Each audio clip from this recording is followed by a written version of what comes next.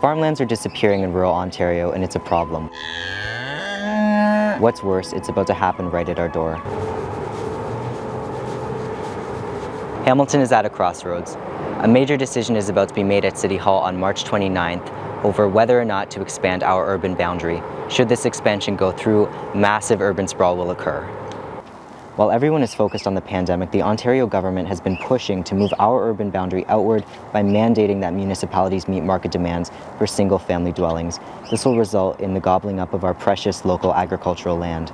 We will open up the greenbelt, not all of it. We're going to open a big chunk of it up, and we're going to start building. Why the big push?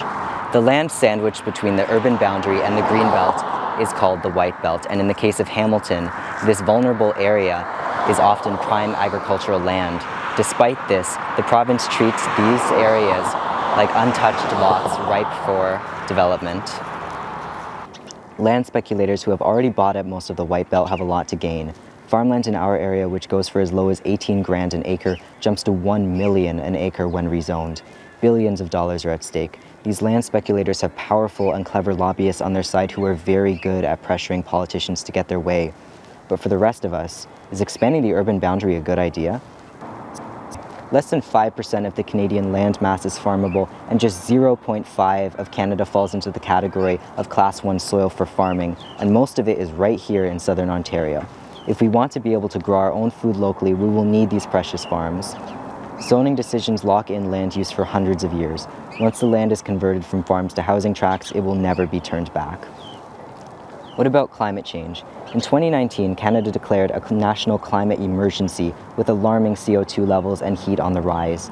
Knowing this, we should be protecting whatever natural and agricultural land we have. Can we afford to lose this soil, a massive and natural carbon sink? When it is paved, problems don't just arise from the cars driving on them. They come from the pavement itself, which gives off massive amounts of heat under the sun. These appropriately named heat islands are terrible for climate change. Urban sprawl means more cars, more heat islands, more greenhouse gas emissions, and more pollution. Former Environment Commissioner of Ontario, Diane Sachs, says urban sprawl is Ontario's tar sands. What about health? Dr. Theresa Tam says that the rise of urban sprawl has been linked to sedentary lifestyles, less access to healthy and natural food, more time spent driving and commuting, and far less physical activity. These things are all well known to be massive contributors to poor physical and mental health. Does it make financial sense for Hamilton to expand its urban boundaries?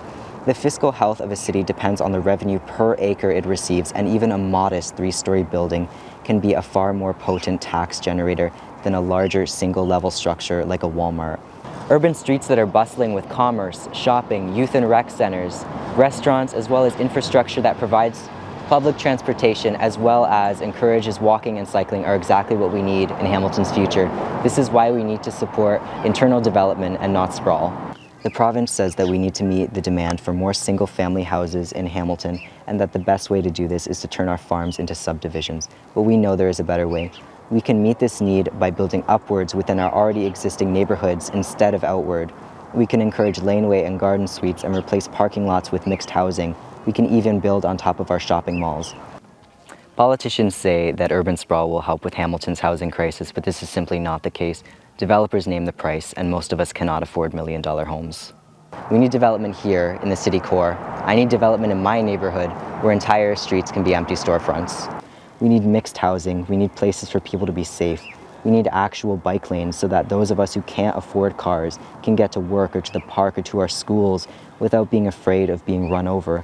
Why is our city's core, our city's heart, being neglected for the benefit of investors who don't even live here? Urban sprawl impacts everyone. So what can you do to help? We are looking to flood councillor inboxes with emails asking them to keep our farmland safe and freeze the urban boundary. Also, ask them to postpone making any land use decisions until in-person consultations have occurred, and give your reasons for asking. Let's get writing. Check the description box below for important links. Thanks for watching. I hope you feel inspired to take action like I did.